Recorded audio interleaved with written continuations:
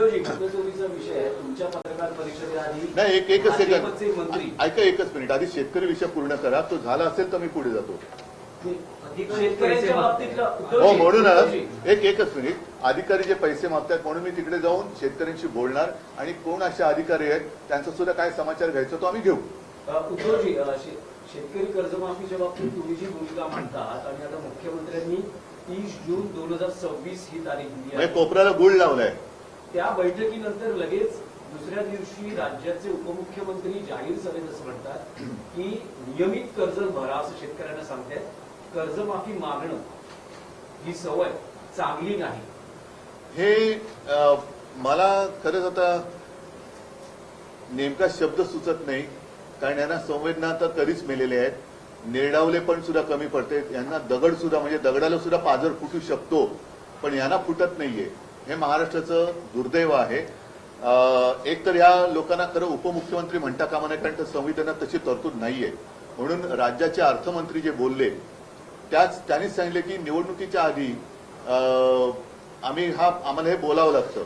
मग आता लोकांनी त्यांना जाब विचारला पाहिजे की बाबा तुम्ही जे बोलला होतात म्हणून ठीक आहे आपण मतचोरी या विषयावरती येतोय पण जर का असं धरून चाललो की त्यांना लोकांनी खरंच मतं दिली असतील तर आता त्या मतांना तुम्ही जागा ना. आता तर कर्जमुक्त करायलाच पाहिजे. बरं 30 जून हा कोणता मुहूर्त आहे? कोणतं पंचांग पाहिलं आमच्या मुख्यमंत्र्यांनी? आणि जून मध्ये जर कर्जमाफी होणार असेल तर मग आतापासून शेतकऱ्यांनी कर्जाचे हप्ते फेडले नाहीत तर त्याचे सकट त्यांनी माफ केलं पाहिजे. त्याच्याबद्दल त्यांनी बोललं पाहिजे. हा एक विषय होता मतचोरी संदर्भात. आशिष शेलार यांची आता तुमच्या पत्रकार परिषदेआधी पत्रकार परिषद झाली त्यात त्यांनी थेट तुमच्यावर आणि राज ठाकरेंवर आरोप केलेले आहेत की मतचोरी संदर्भात मांडत असलेली भूमिका ठाकरे बंधूंची दुटप्पी आहे. ती फक्त हिंदू आणि दलित त्याला क्रिकेटचं असल्यामुळे टप्पे कळत असतील बहुतेक पण त्याने फुलटॉस दिलाय. तुम्ही बोला. येस त्यांचं असं म्हणणं आहे की फक्त हिंदू आणि दलित दुबार मतदार दाखवले जात आहेत.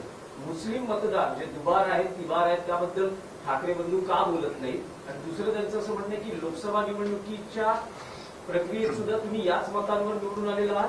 विधानसभेत सुद्धा त्याच मतांवर निवडून आलेला आहात आणि हा सगळा गोंधळ लोकसभेपासून झालेला आहे. मला आशिष शेलार मी खरं त्यांच्यावरती कधी बोलत नाही पण आज मी त्यांचं जाहीर अभिनंदन करतोय कारण त्यांनी नकळत देवेंद्र फडणवीसांना पप्पू ठरवलेलं आहे. कारण जे हे मानतच नव्हते त्याच्यामुळे महाराष्ट्राचा पप्पू म्हणून त्यांनी फडणवीसांना बोलण्याचं धाडस दाखवलंय. हा त्यांच्या अंतर्गत वादाचा परिणाम हा परिपाक असेल. कारण आशिष शेलारनी पत्रकार परिषद घेतली ती सुद्धा अशा मुहूर्तावरती घेतली की काल कदाचित रात्री उशिरा किंवा आज सकाळी आपल्या राज्याचे मुख्यमंत्री बिहारमध्ये घसा कोरडा करून येणार होते. ते घसा कोरडा करून आल्यानंतर आता त्यांनी हे अमृत पाजलं की काय आरोपाचं किंवा माहितीचं हे काय कळत नाही.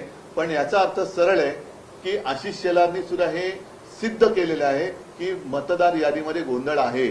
आणि आम्ही जेव्हा निवडणूक आयोगाकडे मागणी करतो तेव्हा आमचं एक वाक्य असं दाखवा की तुम्ही या मतांमध्येच सुधारणा करा. आम्ही पूर्ण मतदार यादीमध्ये सुधारणा मागतो आहोत त्याच्यामध्ये. आणि दुसरी गोष्ट काय की कदाचित त्यांची उठबस तिथे असल्यामुळे त्यांना ती नावं मिळाली असतील. आमची उठबस तिकडे कमी आहे म्हणून आम्हाला ही नावं मिळाली असतील. त्याच्यामुळे आम्ही जी मागणी केलेली आहे ती संपूर्ण मतदार यादी सदोष आहे आणि ती सुधारणा होत नाही तोपर्यंत निवडणुका घेऊ नका ही आमची मागणी आहे. पण आशिष शेलार यांचं धाडस हे कौतुकास्पद आहे.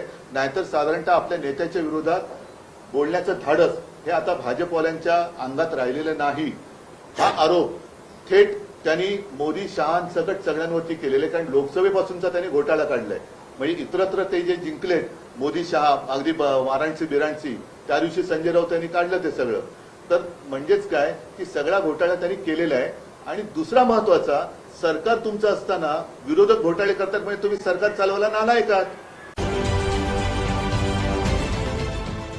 देश विदेशातील प्रत्येक घडामोडींचे लाईव्ह अपडेट मिळवण्यासाठी आता साम टीव्हीच्या सर्व सोशल मीडिया प्लॅटफॉर्मला लाईक, फॉलो आणि सबस्क्राईब करा.